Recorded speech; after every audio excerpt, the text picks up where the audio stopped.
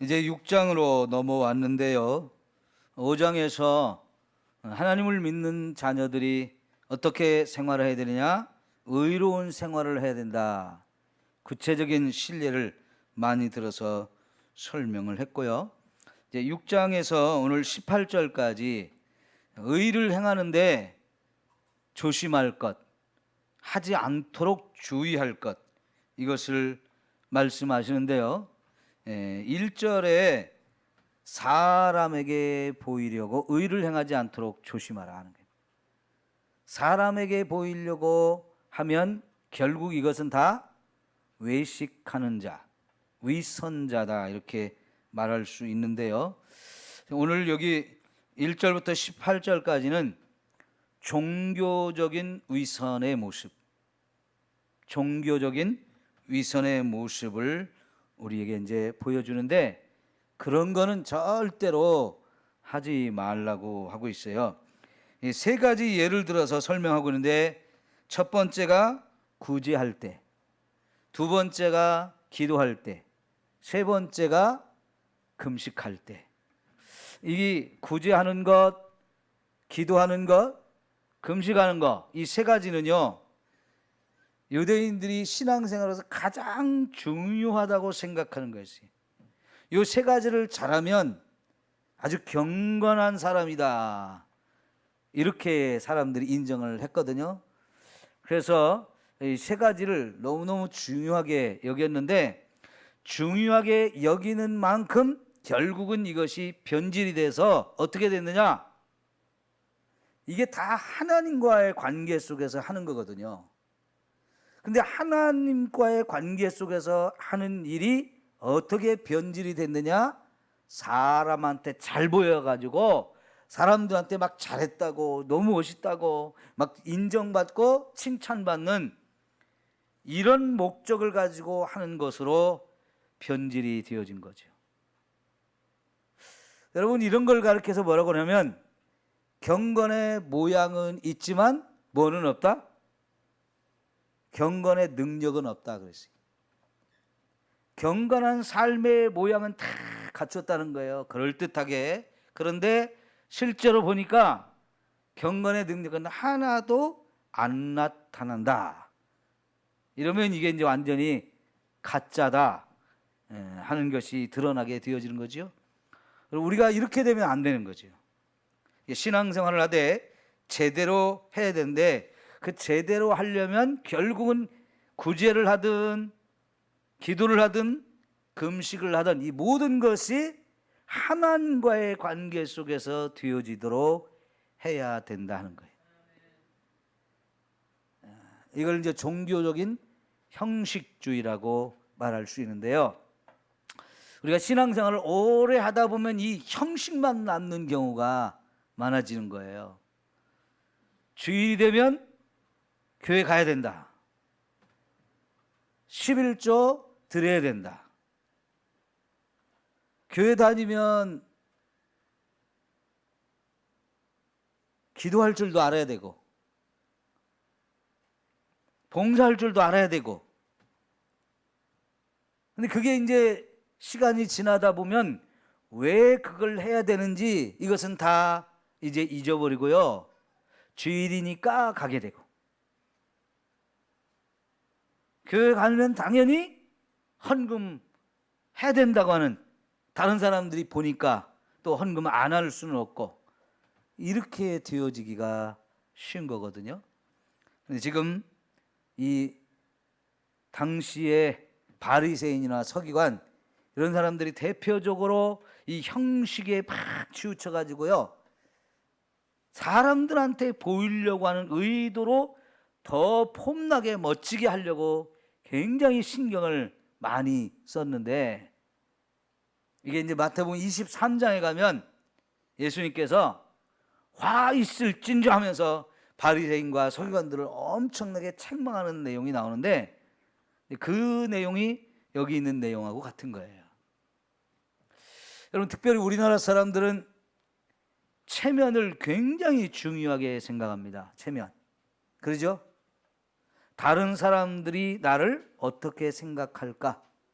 사람들이 보면 이거 창피한데, 사람들이 생각할 때 이게 나한테 말을 할 수도 있는데, 이러면 벌써 행동이 달라져요. 근데 우리 너무 그런 걸, 사람의 눈치를 많이 보거든요. 여러분, 사람을 의식하기 전에 우리는 누구를 의식해야 돼요? 하나님을 의식해야 됩니다. 자, 그래서 여기 모든 말씀을 하실 때 여기 6장에서 가장 많이 반복되는 말이 뭐냐면 하늘에 계신 너희 아버지. 누구를 말씀하는 거예요? 하나님. 하나님과 우리가 아버지와 아들의 관계가 되었다는 거예요. 그러면 아들이 아버지와의 관계 속에서 무슨 일을 할 때 아버지 눈치를 볼 필요가 있어요, 없어요? 아버지가 나를 잘한다고 인정해주고 칭찬해주면 기분이 좋아가지고 막 더 열심히 할 수 있는 이런 원동력은 되지만요, 이제 아버지 앞에서까지 내가 눈치를 보면서 거짓으로 하는 척하는 그런 관계가 되면 이거는 진짜 불행한 거예요. 애들이 말이죠, 공부는 하기 싫은데 엄마 아빠가 자꾸 공부를 하라고 그러면 책상에 앉아서 공부하는 척만 하지 사실은 안 하는 경우가 많아요. 그러겠죠? 거기다 또 감시까지 하잖아요. 공부하는지 안 하는지. 그럼 이제 아이들은요, 진짜 눈치 보기를 합니다. 앞에서 하는 척 하는데 결국은 딴짓해요. 학교 다닐 때 이렇게 교회에서는 별로 그런 게 잘 안 보이는데 뒤에 앉는 친구들이요, 한 줄로 쭉 앉으니까 앞에 앉은 친구 바로 뒤에 이렇게 자기가 있거든요. 그러면 내가 국어책을 펴놨는지 수학책을 펴놨는지 선생님이 와서 보기 전에는 몰라요. 그런데 수학 시간에 국어책 펴놓고 국어 시간에 수학책 펴놓고 딴짓을 얼마든지 할 수 있어요. 그러면서 자기가 하고 싶은 짓 하다가 살짝 한 번씩 선생님 쳐다보면서 확인 한번 하고, 아, 선생님이 뒤쪽으로 올 가능성이 없다 그러면 계속 자기 하고 싶은 딴짓을 할 수 있거든요. 그러면 뭐 선생님 볼 때는 아우 저놈이 수업 태도가 좋은 것 같다 하지만 사실은 딴짓 해가지고 나중에 시험 봐보면 점수가 안 나와요. 앞에 있는 사람 뒤에 숨어서 그걸 방패로 삼고 얼마든지 선생님을 속이면서 딴짓하는 아이들 꽤 있거든요. 그런 아이들 절대로 공부 못합니다. 내 자식한테 아무리 학원 보내면서 비싸게 돈 들여가지고 공부시키려고 해봐요, 자식이 부모 눈치 보면서 딴짓하면 발장 헛수고예요. 헛돈 쓰는 거예요. 오히려 부모가 공부하라고 하지 않아도 본인이 공부해야 됐다는 것을 깨달으면 그때는 말려도 합니다. 그러죠? 공부하지 말라고도 해요. 우리가 신앙생활을 그렇게 하라는 거예요. 예수님이 지금 사람한테 보이려고 사람들이 보는 앞에서만 뭔가 하는 척 막 이렇게 자기 폼 잡는 이런 거 하지 말고 하늘에 계신 너희 아버지께 상 받지 못한다고 하시면서 오늘 말씀에서 가장 많이 강조하는 것이 하나님이 우리 아버지다라고 하는 걸 말씀하고 있어요. 여러분, 하나님이 아버지라고 하는 게 기분 나쁘신 분이 있나요? 아니, 왜냐하면 육신의 아버지한테 상처받은 사람은요, 하나님 아버지라고 부르는 거 싫어합니다. 별로 마음에 감동이 안 돼요.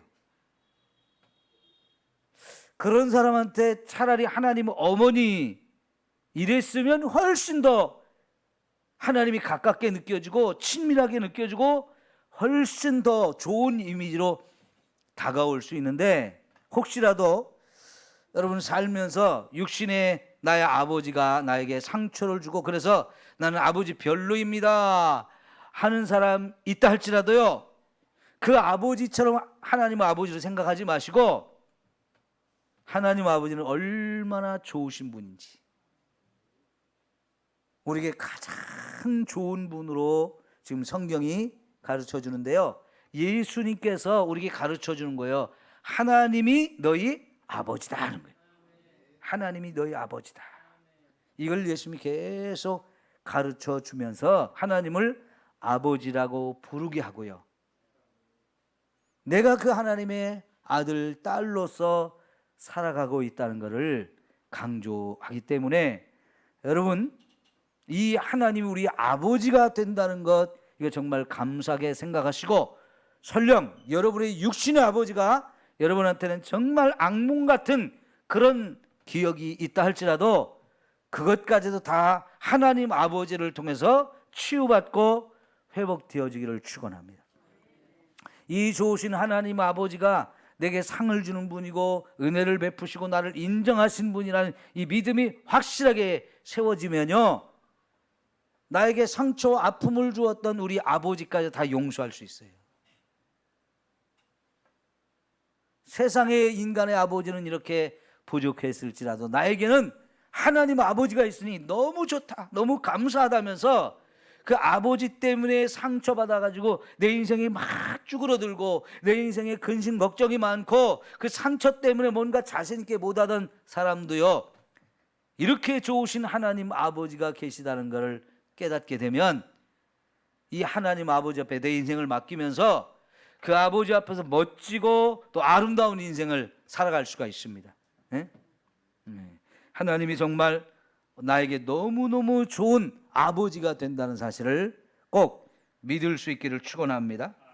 그런 아버지가 계시는데요, 그 아버지하고 정말 깊고 친밀한 관계를 맺기 위해서는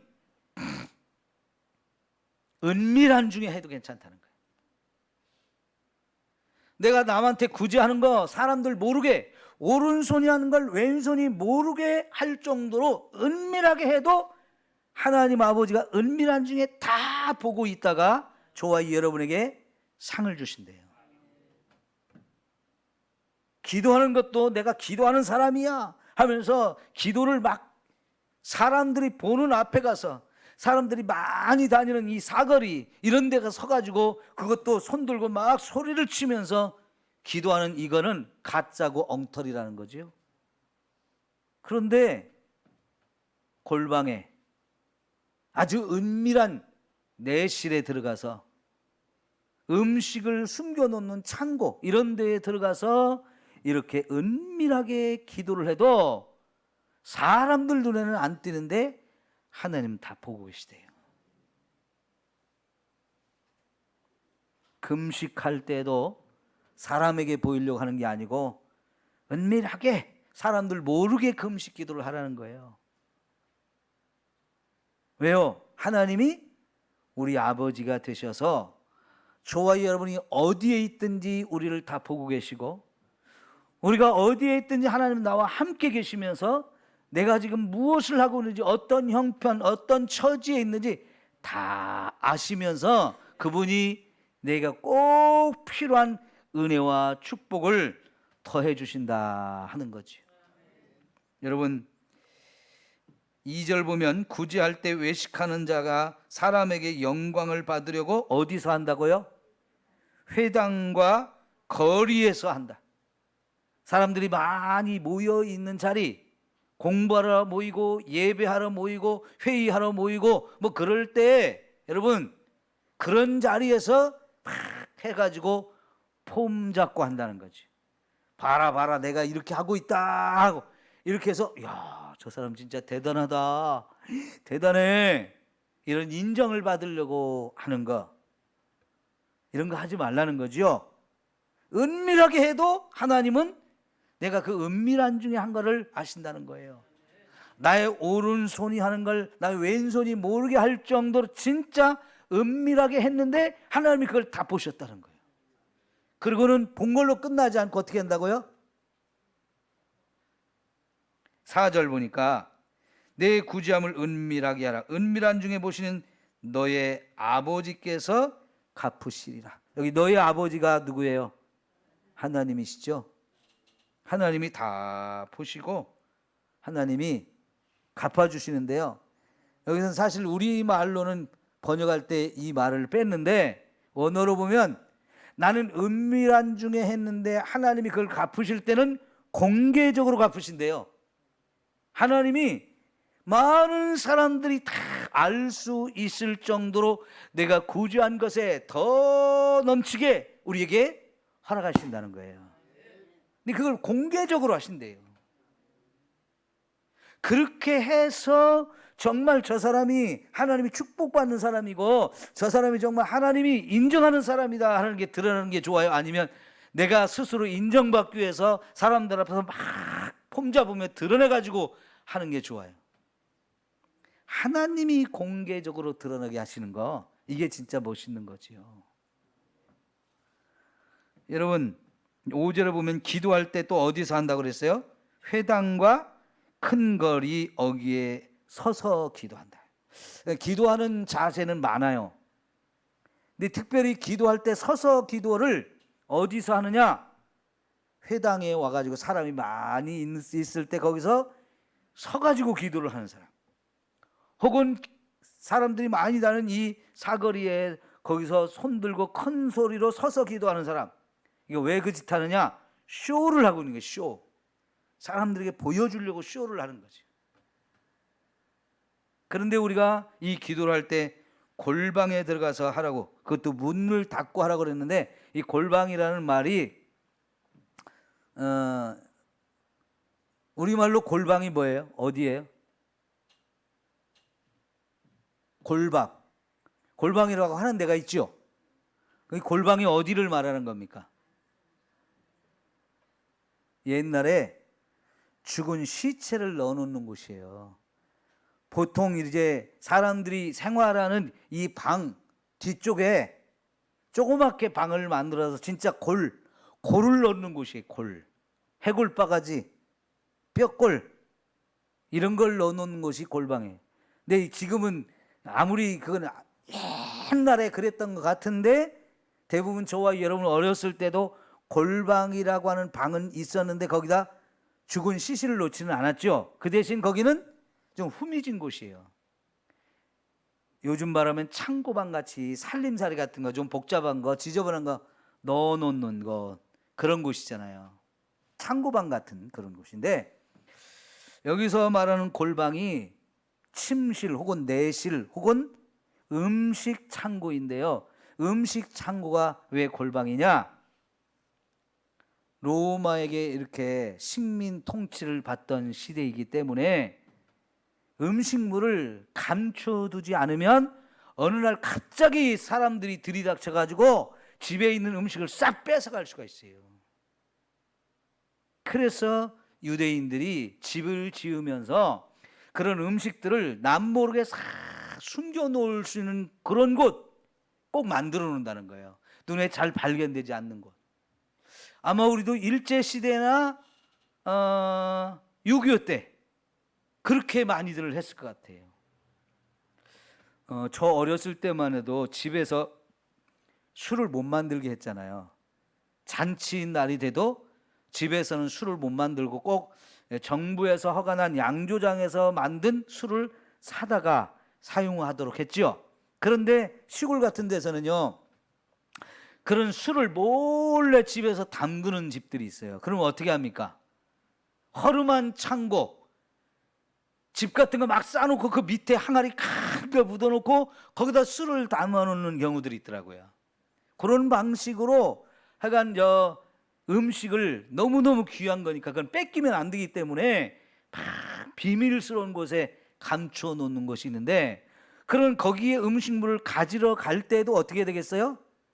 사람들 눈에 안 띄는 그런 시간에 안 띄게 해서 몰래 가야 되잖아요. 그런 곳에 가서 기도하라는 거예요. 왜 그럴까요? 하나님과만 깊이 교제하기 위해서. 그리고 내 모든 형편, 내 아버지한테 몰래 가가지고 하나님 나 요놈들 때문에 이렇게 힘들어요. 하나님 나 이런 꼴을 당했어요.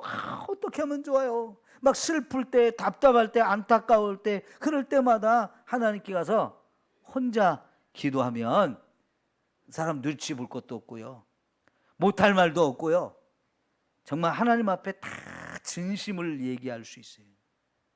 그런데 보세요. 자, 그렇게 은밀한 중에 기도했는데 8절, 그러므로 그들을 본받지 말라. 구하기 전에 너희에게 있어야 할 것을 하나님 너희 아버지께서 어떻게 한다고요? 아신대요. 하나님이 아는 걸로 끝날까요? 내가 지금 뭐가 필요한지 아셨어요. 그럼 아는 걸로 끝나요? 아버지, 그런 아버지 있어요? 아버지라면 당연히 우리가 필요한 거 아시기 때문에 다 주시는 분이지요. 사람들 앞에 폼나게 막 했는데 하나님, 아이고 나는 너같이 기도하는 사람 거 안 들어준다 그러면 기도 하나만 하잖아요. 어떤 사람들이 그런 기도를 할까요? 이미 가진 게 많은 사람, 하나님이 안 주셔도 되는 사람, 이런 사람은요 하나님 앞에 기도할 필요가 없어요. 그런 사람은 만약 기도는 해야 되겠고, 그래서 그 기도를 하나님 앞에 하는 기도가 아니고 하나님 앞에 안 해도 하나님이 안 주셔도 이미 다 있는 사람은요, 내가 기도하는 사람이라는 걸 사람 앞에 인정받고 싶기 때문에 그것만 인정받고 싶어서 사람들이 많은 곳에 가서 이렇게 폼 잡고 하는 거죠. 그건 하나님 듣든지 안 듣든지 아무 상관이 없어, 그런 사람은. 근데 여러분, 오늘 우리는 기도할 때 하나님 들으셔야 돼요, 안 들으셔야 돼요? 하나님이 듣고 하나님이 해 주셔야 되는 우리 절박한 문제들이 많잖아요. 그죠? 그런데 어떻게 그런 문제를 가지고 사람들 들으라고 하겠어요? 그 사람들 100번 들어봐도요, 그거는 아무 응답이 없는 거예요. 하나님과 아무 상관이 없기 때문에.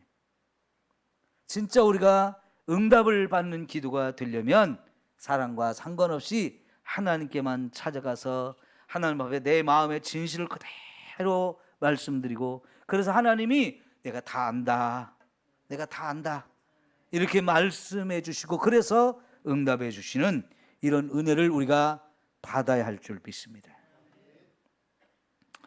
그 다음에 16절 이하에 보면 금식을 하는 것도 사람한테 보이려고 슬픈 기색으로 한다는 거예요. 금식할 때 뭔가 얼굴에 슬픈 안색을 띠고요, 일부러 화장도 안 하고요, 또 금식했으니까 배고프니까 배고픈 표를 쫙 내가지고 아이고 배고파 이런 식으로 이제 쇼를 한다는 거예요. 누구 보라고요? 사람들 보라고요. 여러분, 근데 예수님은 그렇게 하지 말고 오히려 금식할 때일수록 더 잘 씻고 화장도 하고 힘이 넘치는 것처럼 이렇게 다니라는 거예요. 저 사람은 금식도 안 하나 봐, 이렇게요. 이 당시 유대인들은요 일주일에 2번씩 금식을 했다고 그래요. 이틀은 꼭 금식했다고 그래요.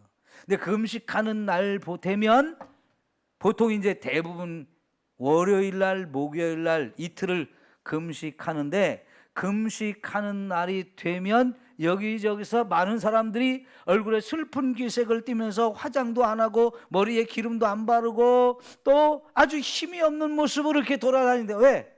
아, 저 사람이 금식하는 사람이구나, 이런 말 들으려고. 기도도 하루에 3번 했어요. 아침 9시, 12시, 오후 3시.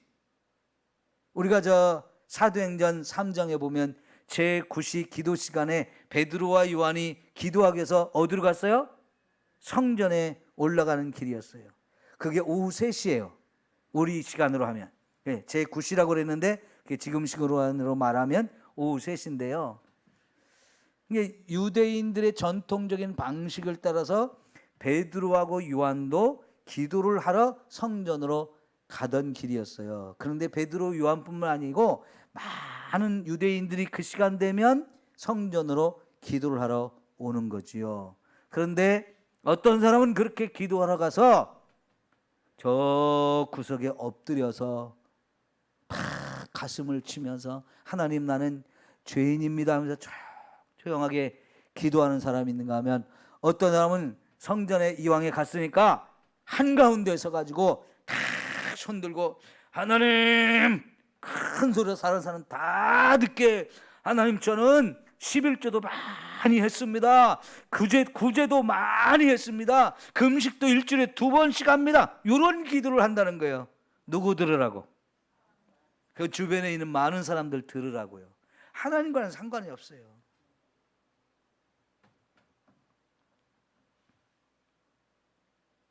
여러분, 이 모든 것을 할 때 은밀하게 하라고 그랬어요. 은밀하게. 그래도 하나님은 다 보시고, 그래도 하나님은 거기에 언제나 맞추어서 은혜도 주시고 또 축복도 주신다는 것을 여기 강조하고 있는 거거든요. 여러분, 오늘 예수님이 하시는 말씀의 의도를 너무나 정확하게 알 수 있잖아요. 제발 사람 의식해서 사람들한테 인정받고 칭찬받고 그러려고 신앙생활하지 말고 하나님을 늘 생각하면서 그 하나님이 내 아버지다, 그 하나님 앞에서 인정받고 그 하나님이 축복하시는 이런 신앙생활을 우리가 해야 합니다. 그러면서 기도를 예를 들어서 설명한 내용이 여기 9절부터 15절까지 나오죠. 그러면서 여기 이렇게 기도하라 그랬는데요, 이렇게 기도하라는 얘기는 꼭 요 스타일로만 하라는 얘기가 아니에요.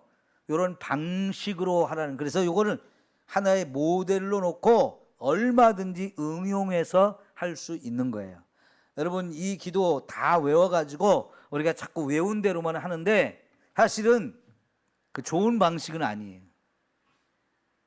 기도 못하는 사람들은 자꾸 이렇게 해서 하나님 앞에 기도할 때 이런 방식으로 하는 거구나, 이 정도를 깨달아 가지고 이제 자기 스스로 하나님 앞에 이제 기도를 응용해서 하면 되는데, 어쨌든 간에 이 기도를 크게 둘로 나눠서 하나는 하나님을 위해서 기도하는 거고 하나는 나 자신을 위해서 기도하는 거예요. 그래서 첫 번째, 두 번째, 이 세 번째 기도는 주어가 하나님이에요. 유로 돼 있어요. 유, 당신으로 돼 있어요. 그래서 우리말로 번역할 때 당신이라는 말이 별로 좋은 어법이 아니기 때문에 생략을 했지만 원어에서는 다 당신이라는 말이 다 들어있는데요, 우리가 기도할 때 하나님을 위해서 기도하는데 보세요. 첫 번째가 뭡니까? 하늘에 계신 우리 아버지여 하면서 우리의 기도를 들으시는 대상인 하나님을 부르는데, 그 하나님이 여기서도 우리 아버지라는 것을 가르쳐 주고요, 그 아버지 앞에 우리가 뭘 기도하느냐? 아버지의 나라가, 아버지의 이름이 거룩히 여김을 받으시오며. 그럼 여기 첫 번째 아버지의 이름이 거룩히 여김을 받게 하는 거하고 앞에서 두 가지 사람에게 잘 보여가지고 내가 영광을 얻으려고 하고, 또 이 기도 다음에 16절에 금식에 관한 것도 외식하는 자들은 다 아버지의 이름이 영화롭게 하려고 하는 게 아니고 내 이름이 영화롭게 하려고 하는 거잖아요. 완전히 다르죠, 그죠? 여기서부터 다른 거예요. 기도하면서도 내 영광을 받으려고, 내 이름이 인정받으려고, 사람들한테 칭찬받으려고 이렇게 목적을 가지고 했는데, 우리가 진짜 하나님 앞에 기도하는 내용은 처음부터 아버지의 이름이 거룩히 여김을 받도록 이렇게 기도하라는 게 완전히 다른 거지요. 그래서 아버지의 나라가 오기를 위해서, 아버지의 뜻이 이루어지기를 위해서 이렇게 기도하고 나면, 그 다음에는 우리 자신을 위해서 기도하라고 그러는데, 제일 먼저 오늘 우리에게 필요한 일용할 양식을 주세요.